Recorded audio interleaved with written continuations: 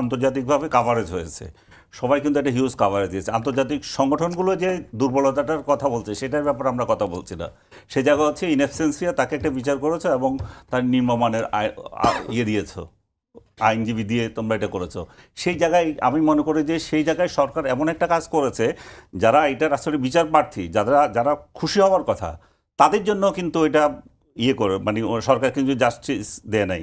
এটা একাধারে শেখ হাসিনা সহ অন্যরা যেমন বলছে আমরা জাস্টিস পাই নাই, তেমনি আমি বলবো যে লং রানে যারা এটার খুশি হওয়ার কথা যে শেখ হাসিনার ফাঁসি হয়েছে বা মানদণ্ড হয়েছে এবং আমরা এটার বিচার পাবো, তারাও কিন্তু বঞ্চিত হলো।